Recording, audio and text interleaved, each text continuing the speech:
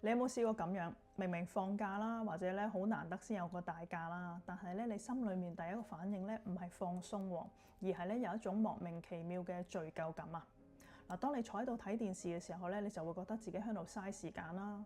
你瞓喺床度發呆咧，你心裡面會有好多焦慮感，覺得咧自己好似退步緊咁。結果放假仲攰過返工。你一得閒落樓咧，就全身唔自在。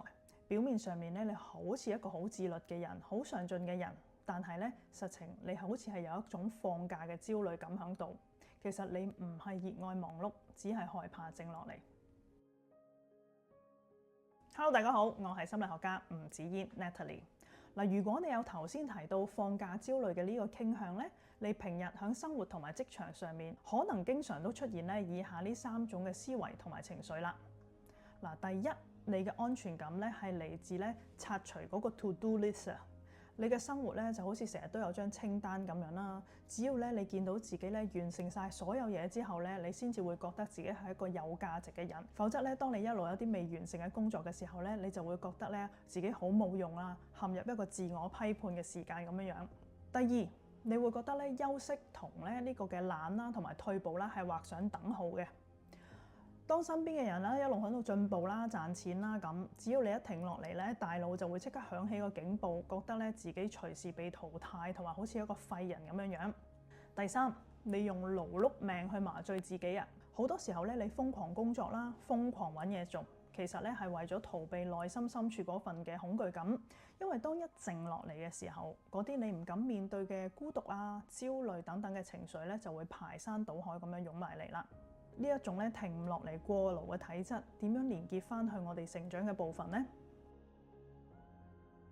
嗱，好有可能咧喺2種嘅家庭背景情況底下咧，就會形成呢種嘅習慣啦。第一，屋企咧可能有一對你一定要有表現咧，先至會愛你嘅父母嘅。嗱，細個嘅時候你放學翻屋企，如果坐喺梳化度睇電視咧，阿爸阿媽就會黑面啦，或者鬧你啦，可能會問一啲問題，話你做好嘢啦咩？咁得閒仲去温書？你大個想乞食啊？咁呢啲咁嘅環境長大嘅情況底下咧，你會內化咗父母嗰對眼睛啊！你會以為咧，只要我生產啦、勞動啦，響表現好嘅時候咧，先至配留低啊！所以咧，你要不停咁樣去做嘢啊！如果唔係，就會有種焦慮感啦。第二咧，就係一種苦難式嘅教育啊！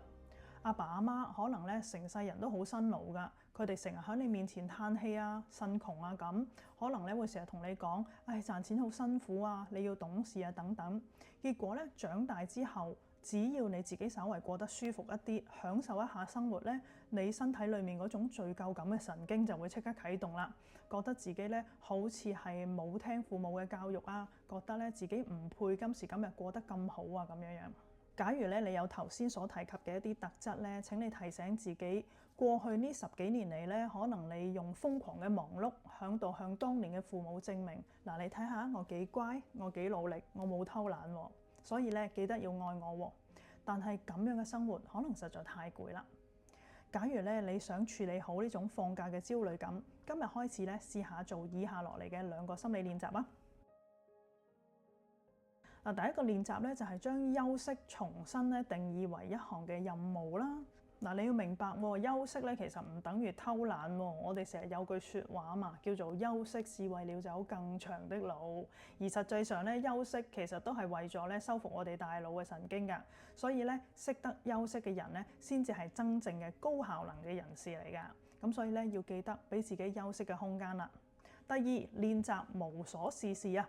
每個星期六或者星期日咧，留1個鐘頭俾自己啊！呢1個鐘頭咧係唔準做嘢、唔準學嘢、唔準做家務嘅。簡單啲嚟講，就係不作為啦。可以只係攤喺度啦，聽下歌啦，散下步啦咁樣樣。